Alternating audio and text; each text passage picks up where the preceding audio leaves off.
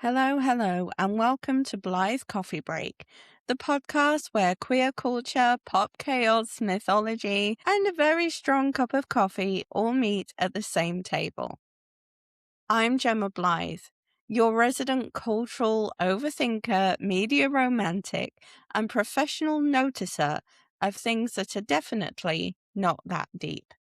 Until they absolutely are. Each episode will spill the hottest queer headlines, unpack the stories shaping how we love, live, and see ourselves on screen. And because we're nothing if not a little dramatic, trace those moments back to the myths and archetypes we've been rewriting for centuries. Think of this as your midweek catch-up with a friend who reads too much into TV storylines, quotes folklore at inappropriate times, and believes that queer media isn't just entertainment. It's cultural history in real time. So grab your drink of choice, preferably a coffee, get comfortable, and let's take a little coffee break. The Blythe way.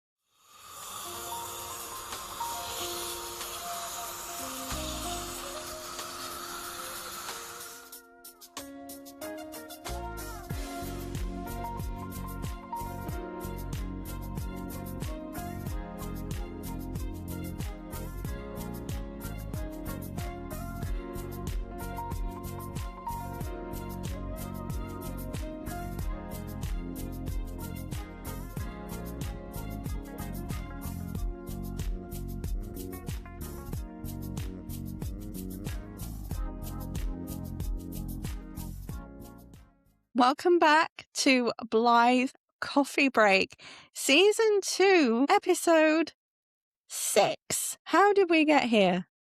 How? And today's episode, I am going to place a little trigger warning at the start because we are going to be going over mental health topics. So suicide will be mentioned as well as chemsex.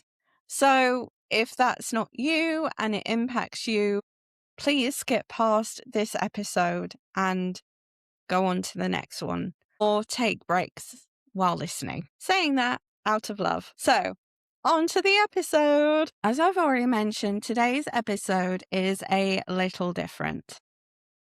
We're stepping into a conversation that often gets avoided or only talked about in whispers. Chemsex and mental health and the ways people cope, connect, and sometimes struggle within queer communities. So I had a little think about this, and during the COVID pandemic, I didn't struggle because I had family around me and things like that. But during the COVID pandemic, there was so much talk about mental health. But one thing that didn't crop up was queer mental health and how people from the queer community must be struggling. Never came up. And now with the rising transphobia in UK media and online, it's directly impacting queer mental health. So depression and suicide ideation are high. And online environments, which are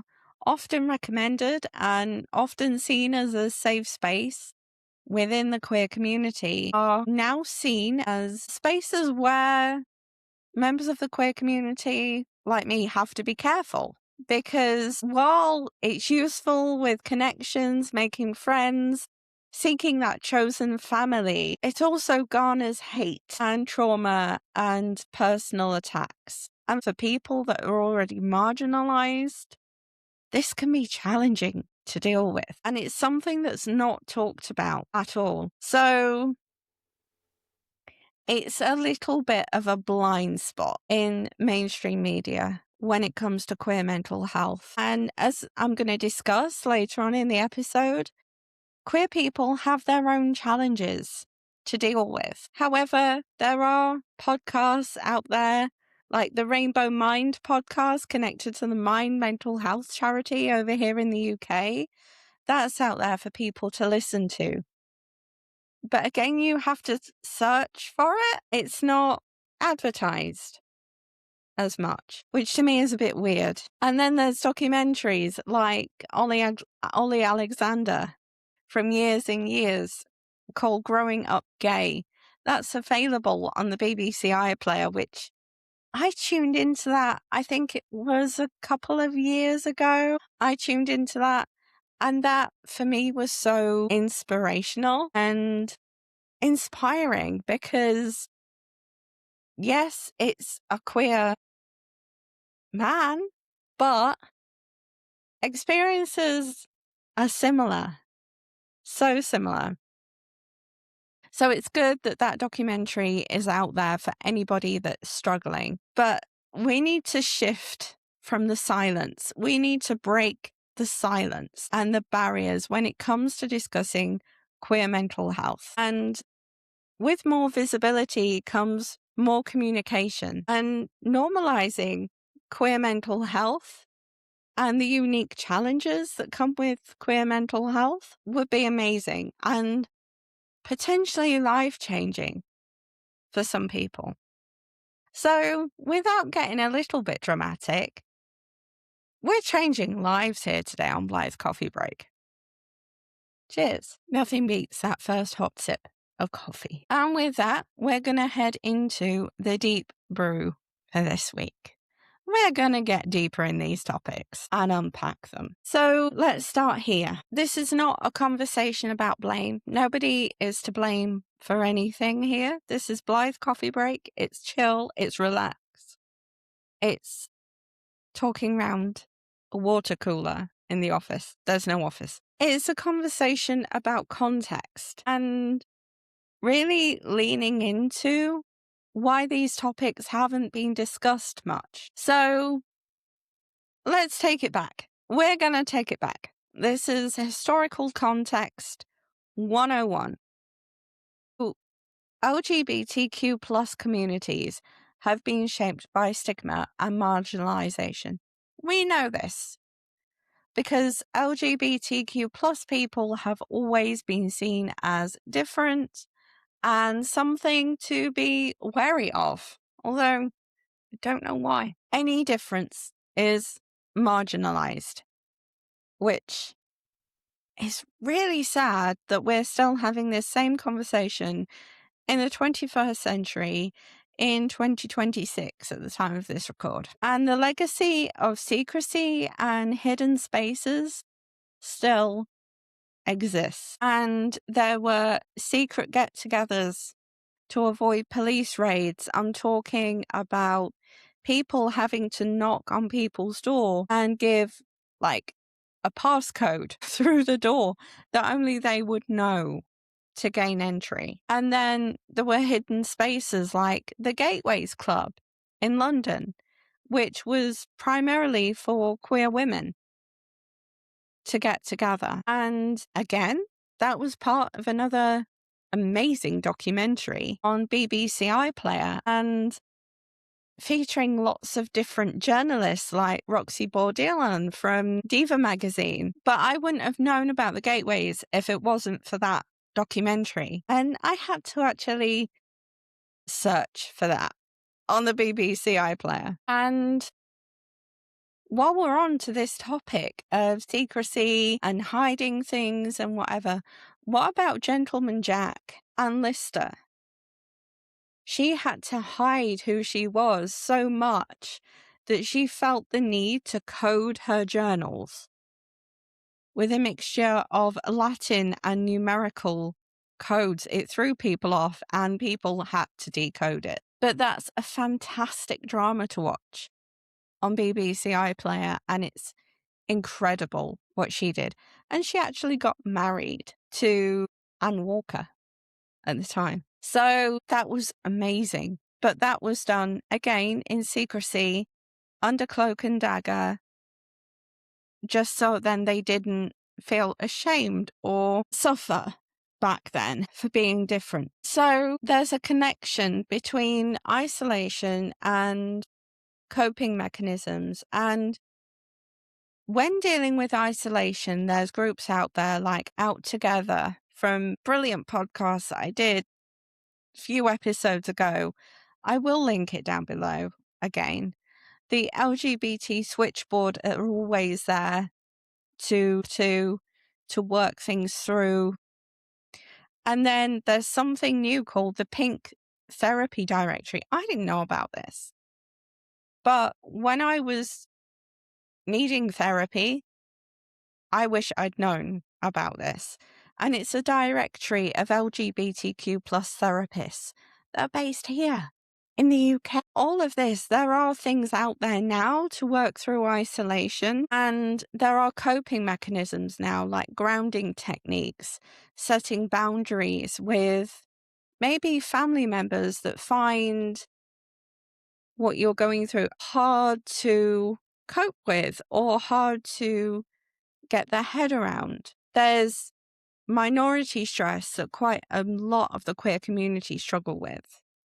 The lack of community being the biggest one. Digital isolation, where it can be overwhelming, the amount of groups and peer groups online that people join.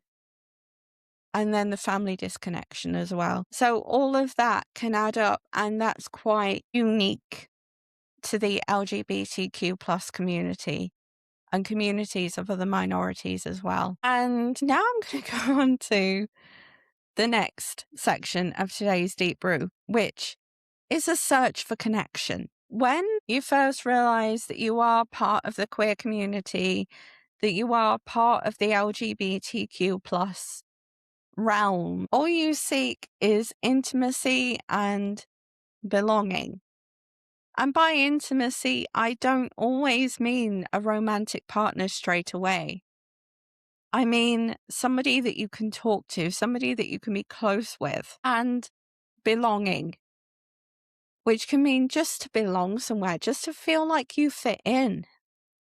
And you can have fun with those people because they won't judge you or think that you're weird or strange or any of that. And that's where Chemsex comes in, because it's called psychoactive drug use, and it can enhance pleasure, reduce inhibitions, and create temporary euphoria. So you don't feel as though you've got any of those boundaries holding you back. Any of those barriers that were previously there are gone, which can also be quite scary if you are around people that you don't trust or that you just feel a little bit iffy around. Because of your inhibitions, you won't be able to tell that. So that's why the risks come in. And the risk can include severe mental health issues, addiction to those drugs, and very high STI transmission, because safety goes out of the window with your inhibitions. So it can create a bubble which seems okay to start off with, and then not so okay when the come down hits. So it's such a dangerous place. So community spaces are sometimes limited, and all people from the LGBTQ plus community want is somewhere where they can be safe without transphobia, without homophobia and things like that. Emotional needs are also important when it comes to coming out, gender affirming care for non-binary and trans, and mental health support too. And that's where Rainbow Mind come in. LGBTQ plus services where you know that you're not going to be judged or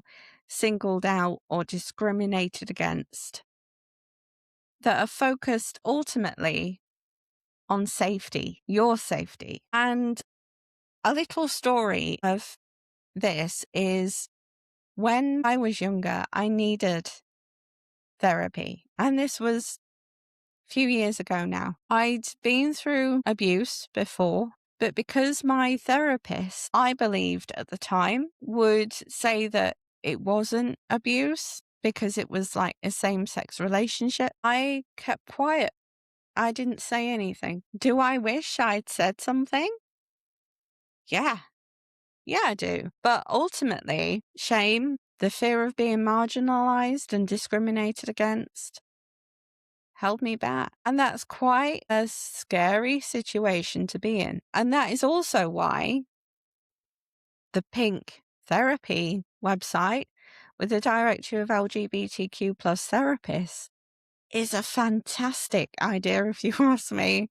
It's a really fantastic idea because things like this are needed to stop people feeling like I did. So mental health challenges within the LGBTQ plus communities are really challenging. It almost feels like an upward climb and it's not going anywhere fast. Coming out is only the beginning. And the affirmation of identity after inauthentic living is also needed because it's like this limbo land where you've only been told that one thing is okay, where you need to feel that everything is okay. Just because, in my case, we grew up with women falling in love with princes and kings in Disney and all that kind of stuff. It's okay to love who you love. It's okay to feel a certain way about people, ultimately. So that's where the importance for support services come in, because it's vital for addressing higher levels of the mental health challenges that come with being queer. And it also reduces the harm and improves non-judgmental approaches where people are accepted and comfortable when seeking help. And they don't feel any barriers or boundaries as I did. So when conversations are silenced, support becomes harder to access. Think about that for a second. Okay. Enough of the heavy. Enough of the heavy. We've done enough of the heavy. I am going to put loads of resources down in the description and the comments. You know this. You know me by now. So we're going to go on to today's myth drop. And we are revisiting my friend and your friend Dionysus and the escape, excess, and truth in mythology. So in mythology, there's a figure who represents both escape and truth. Dionysus, the god of wine, ecstasy, chaos, and emotional release. He loved breaking from social constraints. He had followers that loved him for him. He chose his family, as so many of us do, and he addressed the tension between liberation and excess. So when we say freedom from social constraints, he was the god of wine. So his followers used to drink wine.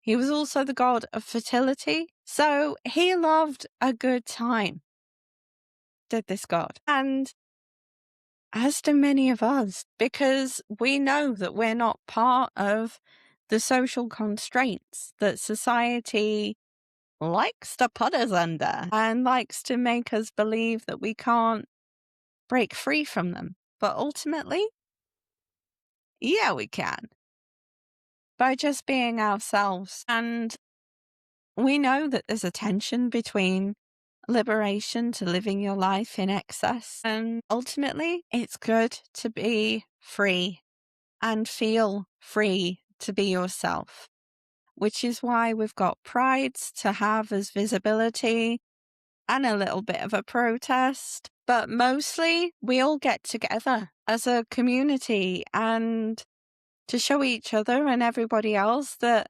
hey, we're here, we're queer.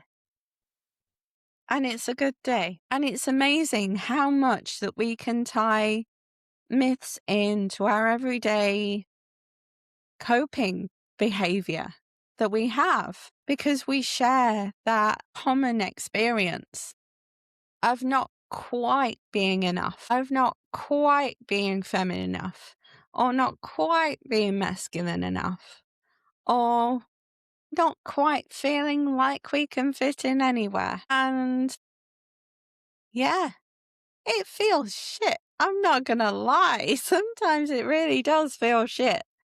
But at the end of the day, as long as we can come together and have fun, which is what Dionysus did with his followers, then that's us coming together and showing the world how liberated we are. I love Dionysus for that reason. So, with mythology, a common theme throughout all of it is that there are pieces of mythology that everybody can relate to and that everybody can see themselves in or part of. There's something really powerful there. So it's time to see how communities are responding to queer mental health and queer communities and chemsex.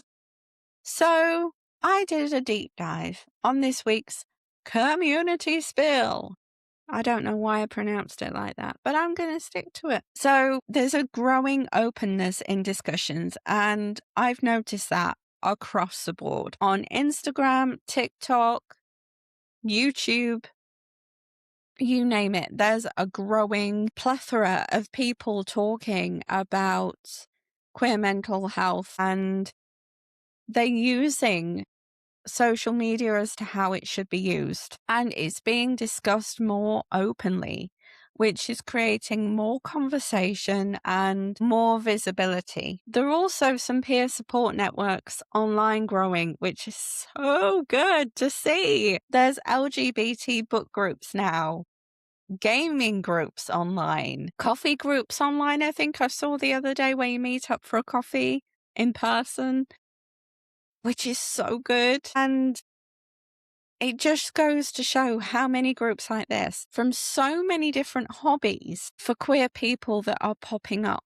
all over the place. And then it's creating more online conversations about well-being as well, because more people are opening up. And you know what it is? More people open up and then it creates like a chain reaction, similar to the Me Too movement, where that sparked a chain reaction. So that's so good to see. But again, there's like this negative side of it where if you are more open, you leave yourself wide open to criticism and personal attacks online. So it's all about finding that balance, but ultimately not staying silent, because if you stay silent, nothing gets done, which is so annoying. And what's changing now is the conversation. People are speaking more openly than they used to because, yes, the stigma is still there. Yes, the marginalization still happens, but people are finding their people. And that's all that matters, because the silence that we've all experienced isolates us ultimately. And as long as none of us stay silent, we'll be good. We'll be good.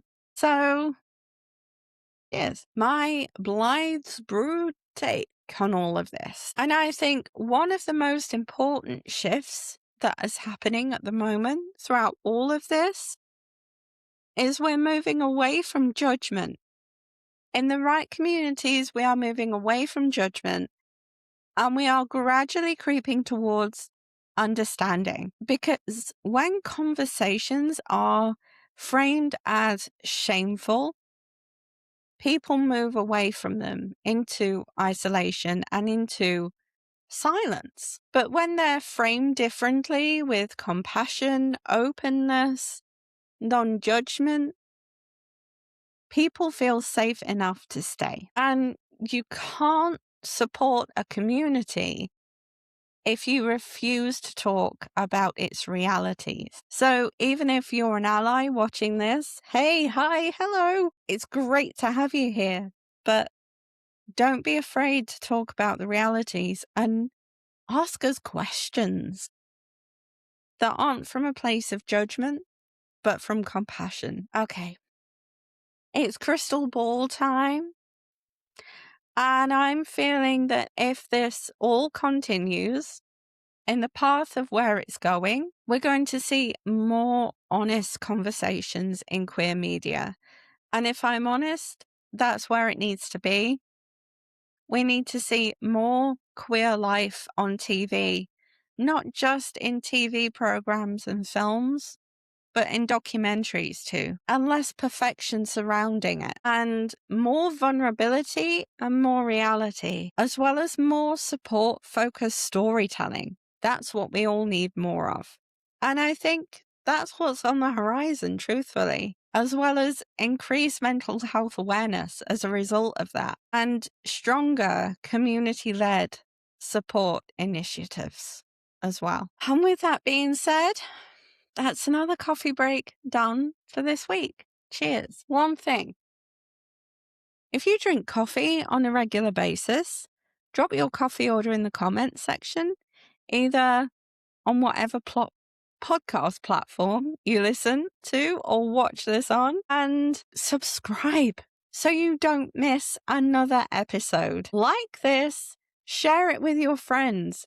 Let's boost this and get the conversation rocking around queer mental health. And also, you want to leave me that cheeky 5-star review, and you may just get a mention in the next episode of Blythe Coffee Break. Cheers. Until the next time.